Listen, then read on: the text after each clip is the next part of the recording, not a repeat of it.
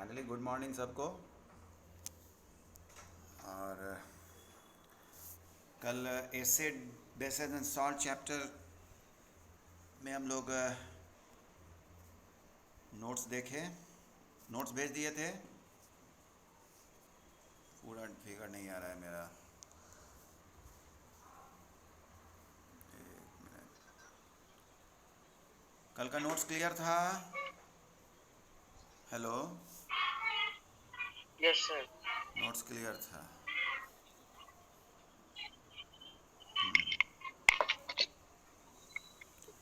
तो acid basis and salt में कल ये सब बातें हुई, इलेक्ट्रोलाइट्स और एर्हेनियस एसिड बेस कॉन्सेप्ट, है ना। एर्हेनियस एसिड बेस कॉन्सेप्ट। तो थोड़ा सा आज हम चर्चा करना चाहेंगे कि कल जो हम जिक्र किए थे ब्रॉन्स्टन लॉरी कॉन्सेप्ट, है ना, ब्रॉन्स्टन लॉरी। तो वो क्या है भाई ब्रॉन्स्टन लॉरी? क्योंकि ये इसलिए हम बोलना चाह रहे थे कि कोई बच्चा बोला था कि सर अमोनिया क्या बेस है या एसिड, इस तरह से बात किया था। तो आपका आवाज़ लग कर रहा है, लैग कर रहा है। अच्छा, आपका आवाज़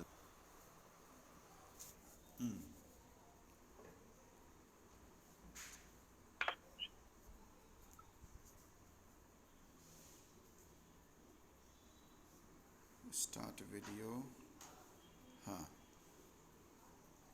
स्टार्ट वीडियो। देखो, ये देखो, ये कल देख, अगर गौर किए होगे तुम लोग तो पेज नंबर, जैसे हम 1 2 भेजे, 3 भेजे, 4 भेजे थे, 5 भेजे थे, और 6, और लगता है 6 नहीं भेजे थे, 6 नहीं भेजे थे, डायरेक्ट लगता है 7 भेजे थे। तो यहाँ पर थोड़ा सा हम ब्रॉन्स्टन लॉरी कॉन्सेप्ट का जिक्र करते हैं, कोई बहुत कठिन नहीं है। देखो यहाँ ब्रॉन्स्टन लॉरी, जैसे एर्हेनियस का कॉन्सेप्ट था कि एसिड आर दो सब्सटेंसेज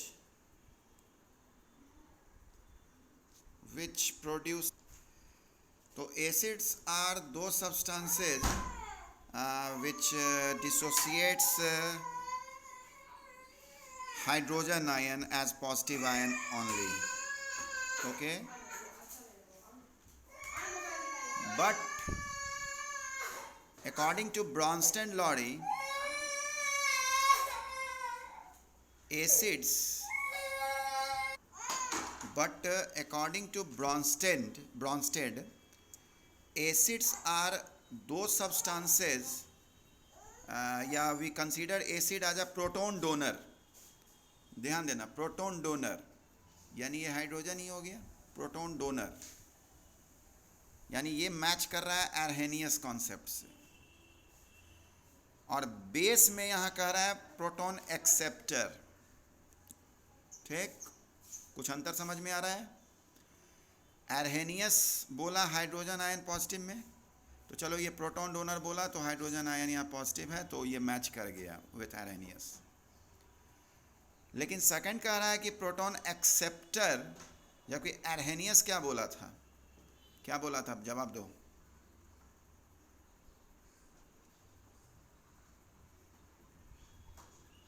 जवाब दो, क्या बोला था एर्हेनियस बेस के लिए? अनम्यूट का, अनम्यूट करो अपने आप को। Hello, hello. हाँ, तो मैसेज किया करो, मैसेज किया करो जवाब के लिए। तो सवाल ये है कि according to Arrhenius, base are those substances which dissociates hydroxide ion in aqueous solution. But according to Bronsted, base is considered as a proton acceptor. Rishabh, कल आपने एक सवाल किया था, उसका जवाब आपको मिलेगा। ओके, आप देखिएगा इस सेशन में आपको कल का सवाल का जवाब मिल जाएगा। Base proton acceptor and acid proton donor. अब जरा हम गौर करें, यहाँ एक एग्जाम्पल हम लेते हैं। Example HCl plus H2O gives H3O plus Cl minus। होगा ये रिएक्शन? ऐसा ही ना होगा? हाँ या ना? Yes sir. होगा। Yes sir. HCl जब H2O में मिला तो ऐसे भी तो हम लोग जाने ना भाई कि एर्हेनियस के हिसाब से ही चलो ना, कि हाइड्रोजन आयन डिसोसिएट कर देता है। तो हम कल बात किए ही कि हाइड्रोजन आयन विल अनस्टेबल, तो वो H2O से कंबाइन होकर जरूर H3O देगा, हाइड्रोनियम आयन देगा। ये तो कल भी बात हुई थी, है ना? तो HCl plus H2O gives H3O plus Cl minus। अब जरा यहाँ पर गौर करो, HCl क्या किया? HCl क्या किया जो वो Cl माइनस बन गया? तो वो डोनेट क्या कर दिया? H प्लस किया ना भाई? HCl से H प्लस डोनेट हुआ, तभी ना वो Cl माइनस बना। हाँ या ना? हेलो? Yes sir. तो भाई जरा सा यस यस बोला करो, उससे थोड़ा हम लोग भी बूस्ट अप होते हैं। हाँ, तो इसलिए as per Bronsted Lowry concept HCl will considered as acid because here HCl is donating proton या H plus, and H2O is accepting H plus because here H2O becomes H3O plus. How it becomes H3O plus? Because it has accepted proton.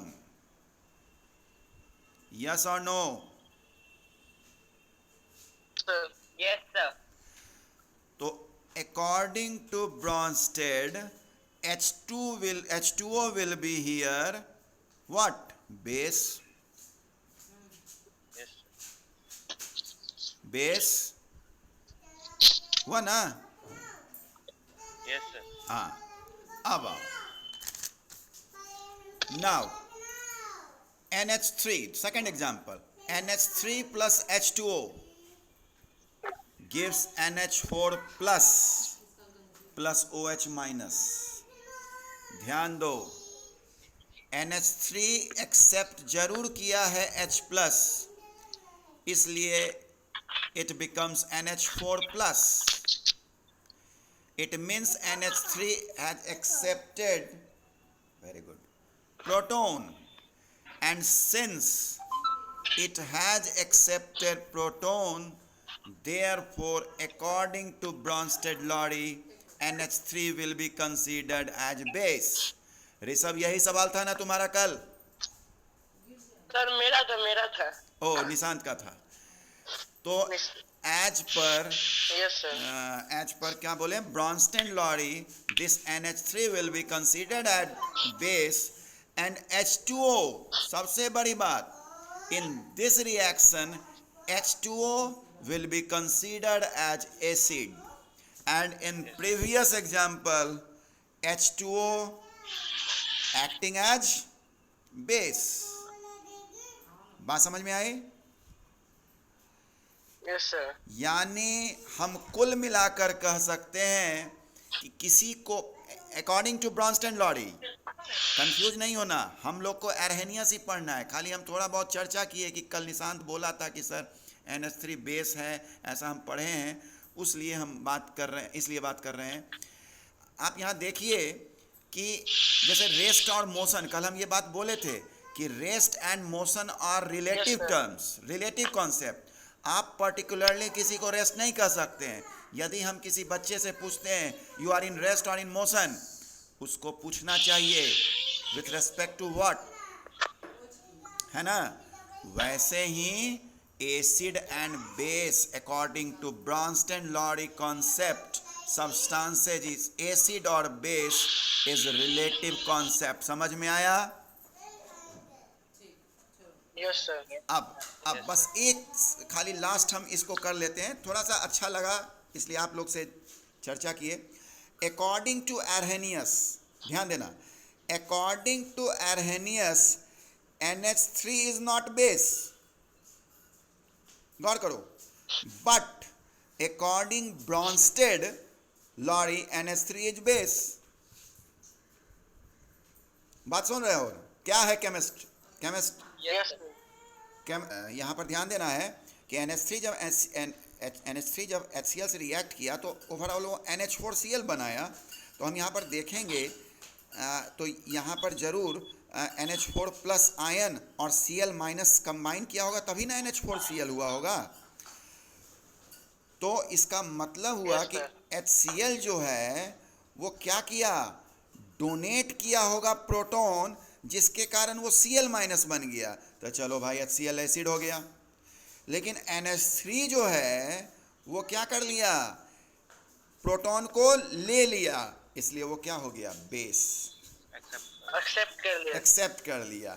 और बेचारा एरहेनियस तो जब भी बात करता है तो वो एक्वस की बात करता है, इसलिए एरहेनियस के हिसाब से तो कंसीडर ही नहीं करना है इसको बेस के रूप में, है कि नहीं?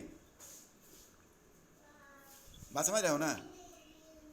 Yes, sir. हाँ, तुम कल अगर आप डेटा देखो, तुम मेरा कल जो हम नोट्स भेजे होंगे तो तुम देखो यहाँ कि बेस में NaOH, MgOH whole 2, KOH, CaOH whole 2, NH4OH, कहीं जिक्र है हमारा इसका NH3 का? नहीं ना, जिक्र है। No, sir. दूसरा एरहेनियस का तो और लिमिटेशन था, वो तो सिर्फ OH बोला, जिसके कारण हम लोग को एक और कन्फ्यूजन हो गया कि ये मेटल ऑक्साइड कहाँ गया, मेटल ऑक्साइड को क्या कहेंगे। तो एरहेनियस का लिमिटेशंस है, ठीक?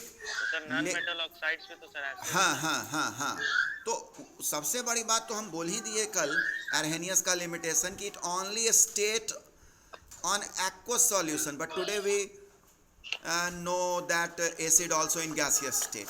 तो लिमिटेशन है, लेकिन तभी ये ध्यान देना है कि अभी जो आपका जो 10th का हमारा कंसीडर हो रहा है डिफिनेशन, यदि हम 10th के डिफिनेशन को देखते हैं तो एरहेनियस को ही कंसीडर करके चल रहा है कि देखो, it is defined as substance which releases one और मोर हाइड्रोजन आयंस, है ना, इन एक्वस सॉल्यूशन। यानी आप एरहेनियस एसिड बेस कॉन्सेप्ट को ही पढ़ रहे हैं। Okay, sir no problem. Sir हाँ, तो देखो तो एसिड का तो हो गया कॉन्सेप्ट, और एसिड का कल ये भी भेज दिए हम कि कौन मिनरल है, कौन आपको ऑर्गेनिक है। Mineral is strong, organic is week, exception में आप ले सकते हैं, ये सब बात हो चुका था, ठीक है। तो यहाँ ये 1 मिनट, तो बेस को भी ज़रा ख्याल करें हम लोग। Base substances releasing one or more hydroxide ions in aqueous solution, और ये आपको याद रखना है कि all water soluble bases are called alkalis। और बताए भी थे कि थॉट ऐसा एक बात बोला जाता है कि all alkalis are bases but all bases are not alkalis। तो जल्दी से हम लोग कुछ बेस देख लेते हैं, जैसे सोडियम हाइड्रोक्साइड, कमर्शियल नेम होता है कास्टिक सोडा। मयंक बाबू अभी आए हैं, हाँ, और राकेश कुमार। फिर आते हैं कास्टिक सोडा, फार्मूला NaOH, क्या में यूज होता है भाई, सोप एंड पेपर के मैन्युफैक्चरिंग में। Next is potassium hydroxide, commercial name caustic potash, formula KOH। In alkaline storage battery, जो इन्वर्टर वगैरह का जो बैटरी होता है ना, उसमें इसका यूज होता है, किसका, क्या है ये, कास्टिक पोटास। ओके, और 9th का क्लास यदि याद होगा तो separation of constituent gases from the air में याद होगा कि कार्बन डाइऑक्साइड को सेपरेट करना होता था तो उसको कास्टिक पोटास से पास कराते थे, याद है निशान? Yes sir. सच्ची बात बोलो, किसको याद है? उसके बाद एयर को पास कराते थे कास्टिक पोटास से, जो कि कार्बन डाइऑक्साइड एब्जॉर्ब कर लेता था। फिर उसको सल्फ्यूरिक एसिड से पास करवाते थे, जो कि वाटर वेपर को एब्जॉर्ब कर लेता था। फिर उस एयर को high pressure and low temperature पे आगे करते थे फ्रैक्शनेटिंग कॉलम में, तब जाकर आपका ऑक्सीजन और ये सब अलग होता था। तो यूज है यहाँ। सर ये तो बायो में भी दिया हुआ है सर, ओ, बायो में भी दिया हुआ है। एक्टिविटी में कि कॉस्टिक पोटेस है वो कार्बन डाइऑक्साइड तो पूरा एब्जॉर्ब कर लेता है।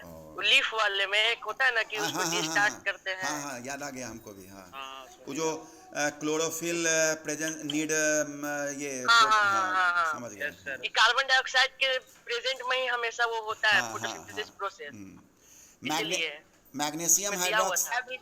आया भी था ये एग्जाम। हाँ, magnesium hydroxide, yes milk of magnesia,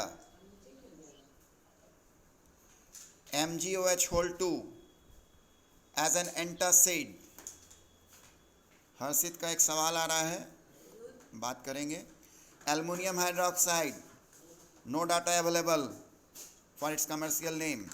formula aluminium hydroxide fire extinguisher में यूज है। Ammonium hydroxide, no data formula, और removing grease stains from clothes. चलिए नेक्स्ट हम आते हैं इंडिकेटर्स। तो इंडिकेटर्स क्या हुआ? जो इंडिकेट करे, यानी represents the change in nature of solution from acidic to basic and vice versa. यानी ये आपको बताता है कि कौन एसिडिक है और कौन बेसिक है। यही ना है इंडिकेटर।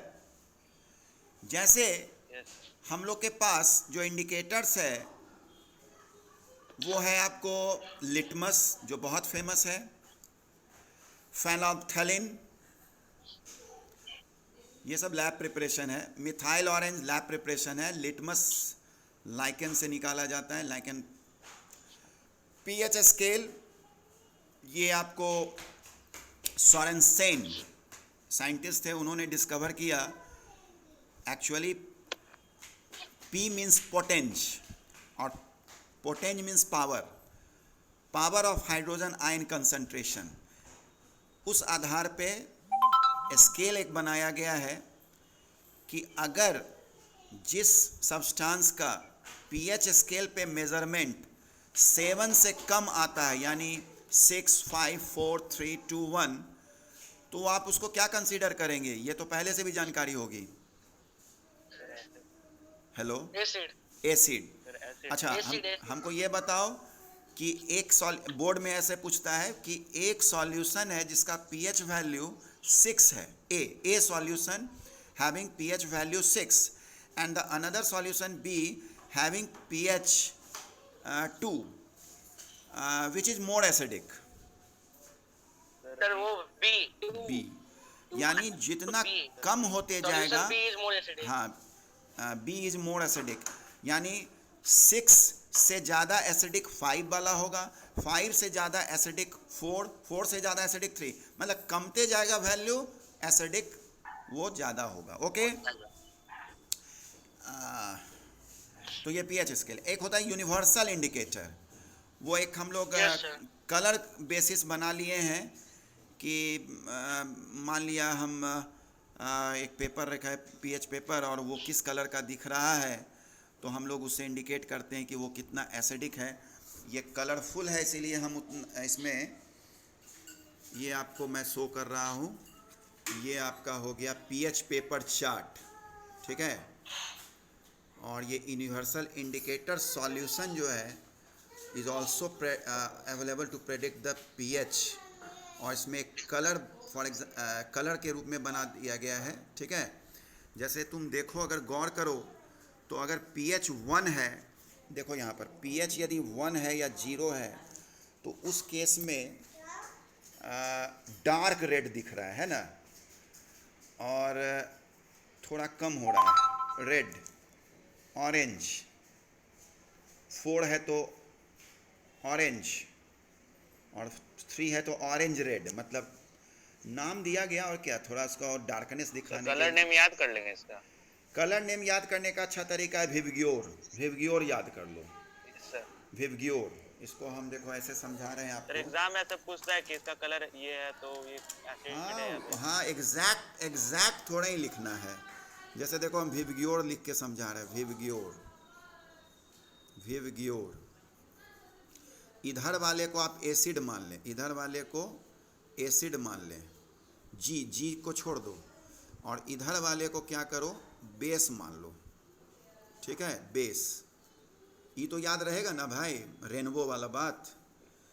तो आप गौर कीजिए, रेड, रेड है तो मोर एसिडिक है ना, है ना, more acidic. Yellow, orange, orange उससे कम। तो इतना मैं आपको इतना एक्यूरेसी नहीं पूछने जा रहा है कि ऑरेंज रेड होगा कि रेड होगा। अगर तुम 2-3 के लिए ऑरेंज भी लिख देते हो तो वो सही होगा। कहेगा कि बहुत वीकली एसिडिक है, अगर आप येलो लिखते हैं तो वो सही है। फिर आइए आप ग्रीन देखिए, ग्रीन, ग्रीन हो रहा है ना, ग्रीन देखो, थोड़ा सा अपना भी दिमाग लगा देना है कि 7 अगर ग्रीन है तो 6 मतलब येलो से बाद में है तो येलो इस ग्रीन, उसके येलो, ऑरेंज, अब ये रेड है तो इधर से ले लिए, समझ गए। थोड़ा सा मतलब याद करने का अगर देखना ही है तो ये विवग्योर तुमको सपोर्ट करेगा। क्या निशान, तुम नहीं कुछ बोल रहे हो? सर मेरा थोड़ा सा गला बैठा हुआ है, इसलिए ओहो, थोड़ा सा दिक्कत हो रहा है। अच्छा अच्छा, कोई बात नहीं। ऋषभ, ऋषभ का नेट आज प्रॉब्लम चल रहा है, बार बार वो लिख रहा है, आवाज़ नहीं आ रही है आपकी। देखो 7 ग्रीन, और उसके बाद अगर विवग्योर, वायलेट बोले ना, वायलेट देखो, वायलेट है ना, वायलेट सब उसी तरह से सेट कर रहा है। इंडिगो, इंडिगो, इंडिगो नहीं लिख रहा है लेकिन वो भी आप दे सकते हैं। ब्लू, ब्लू देखो है ना। यानी इसमें क्या हो रहा है कि बेसिक, ये बेस को शो कर रहा है, और ये इधर क्या कर रहा है, एसिडिक। तो अगर गौर करो तो, गौर करो तो इधर इंक्रीजिंग है ना, इंक्रीज कर रहा है, एसिडिक प्रॉपर्टी इंक्रीज कर रहा है। और बेसिक में क्या होता है, यहाँ पर पहले हम दिखाना चाहेंगे, बेसिक में क्या होता है कि जितना ज़्यादा जो जाओगे ना उतना वो स्ट्रॉन्ग होगा। जैसे बात को गौर कीजिए, अगर pH कोई 6 है और कोई pH 3 है तो कम वाला ज़्यादा एसिडिक होगा, ठीक है। लेकिन अगर 7 से ऊपर अगर जाते हैं तो किसी का pH अगर 8 है और किसी का pH अगर 12 है तो ज़्यादा बेसिक कौन होगा, बोलो? 12 वाला, ज़्यादा बेसिक 12 वाला होगा। यानी बेसिसिटी अगर देखें हम तो बेसिसिटी इधर की ओर इंक्रीज़ कर रहा है ना, बेसिसिटी इधर इंक्रीज़ कर रहा है, एसिडिटी इधर इंक्रीज़ कर रहा है, और ये ग्रीन जो हुआ वो न्यूट्रल के लिए। तो विवग्योर तुमको सपोर्ट करेगा यूनिवर्सल इंडिकेटर में, ओके। हाँ, नाउ कुछ स्टार मार्क कर कर हम लिख दिए हैं, मान लिया खुदा ना खास्ते आ जाए। तो litmus is the extract of plant lichen and phenolphthalein and methyl orange are synthesized in laboratory, ठीक। तो ये इंडिकेटर हम लोग देखें यहाँ। अब एक और यहाँ पर टॉपिक है हमारा, some natural occurring substances are available which acts as acid base indicator, which acts as acid base indicators. कुछ आप लोगों के लिए भी मैंने सवाल रखा है आज। जैसे एक चीज़ यहाँ पर मिस कर गए हम कि ये जो फेनोल्फथैलीन और ये सब का नहीं बताए कि लिटमस अगर आप न्यूट्रल में देखेंगे लिटमस को तो वो पर्पल शो करेगा, लेकिन यदि आप उसको एसिड में ले जाते हैं, डुबोते हैं, तो क्या शो करेगा, रेड, ठीक है, रेड। और बेसिक में क्या करेगा, शो ब्लू। और इसका तरीका भी बताए थे हम फाइनल कलर के लिए, रेड, रेड है ना, रेड एंड एसिड, दोनों के पीछे dd, तो red for acid, this is final colour. And base, base क्या होगा? ब्लू, ब्लू है ना। और ऐसे न्यूट्रल में पर्पल। नाउ फेनोल्फथालीन, फेनोल्फथालीन की बात करें तो एसिड में ये कलरलेस रहेगा और बेस में ये क्या होगा? पिंक होगा। And in neutral it remains colourless. यानी आप अगर फेनोल्फथालीन उठाते हैं न्यूट्रल तो वो कलरलेस रहेगा, और एसिड के साथ अगर उसको मिक्स करते हैं तो आपको कोई अंतर, एसिड उसमें अगर डुबा देते हैं तो कोई फेनोल्फथालीन में डिफरेंस नहीं शो होगा। लेकिन कोई ऐसा सॉल्यूशन आप उसमें 2 बूंद 3 बूंद डुबोए तो आपको पिंक अपीयरेंस शो हो रहा है, it means that the taken solution is base. तो अगर न्यूट्रल हुआ तो? न्यूट्रल के केस में तो कहे ना कलरलेस ही रह जाएगा, रिमेन कलरलेस, है ना। न्यूट्रल मीन्स उसका ओरिजिनल कलर का बात होता है, ठीक है। अब जैसे फेनोल्फथालीन है तो यहाँ पर अब तुम्हारा सवाल ये उठ सकता है, okay, yes sir. Methyl orange, in acid red, in base yellow and neutral orange. ये ज़्यादा बेटर है, ये भी बेटर है, तीनों के लिए डिस्टिंक्ट कलर है, यहाँ भी तीनों के लिए डिस्टिंक्ट कलर है। लेकिन फेनोल्फथालीन के केस में 2 में सेम है, तो ज़्यादा बेटर होगा कि वी शुड यूज लिटमस और methyl orange. In case of pH scale we have discussed earlier. For universal also we have discussed. हाँ. Now in case of natural indicator जैसे red cabbage juice, red cabbage juice अगर आप acid में acid को check करना चाहते हैं तो रेड अपीयरेंस शो करता है, ठीक है। और बेस में वो क्या हो जाएगा? ग्रीन हो जाएगा, ठीक। हाँ, लेकिन मैं कंफर्म हुआ हूँ ये जो डेटा हम लिखे हैं वो ठीक है, हम 2 बुक से ऑब्जर्व किए हैं। Turmeric juice in acid remain yellow and in base reddish brown. यहाँ भी देखो रेड कैबेज एसिड में रिमेन इट्स कलर, रेड तो रेड कैबेज जूस तो रेड ही ना होगा जी, यानी एसिड में remain its colour, but in case of base it changes to what? Green. And turmeric juice its original colour is yellow and in acid it remain its colour, but in case of base it changes its colour reddish brown. Now today's last topic, that is olfactory indicators. Olfactory means क्या होता है? What do you understand by olfactory? Smell. हाँ, जो smell से पता क्या हाँ रहता है? स्मेल जो देता हो। तो यहाँ पर मैंने लिखा है कि the naturally occurring substances which have different smell in acidic and basic medium, यानी वैसा नेचुरली ऑकरिंग सब्सटेंस जिसका एसिडिक मीडियम में अलग स्मेल हो जाए और बेसिक मीडियम में अलग स्मेल हो जाए।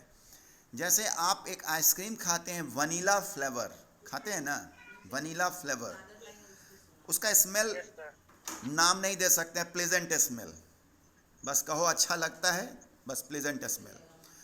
तो अगर वो वनीला फ्लेवर मैंने एसिड में डुबा, मतलब उसमें एसिड अगर डाला तो प्लेजेंट स्मेल रिमेन, यानी जो 2 बूंद आप डुबाए हैं वनीला में और उसका फ्लेवर रह जाता है, इट मीन्स कि the given solution is acid. But in case of base smell suppressed, यानी अगर आप जो 2 ड्रॉप डुबाए हैं वो वनीला पे और आप देख रहे हैं कि उसका स्मेल सप्रेस्ड हो जाता है, it means the taken solution is base. Now for homework,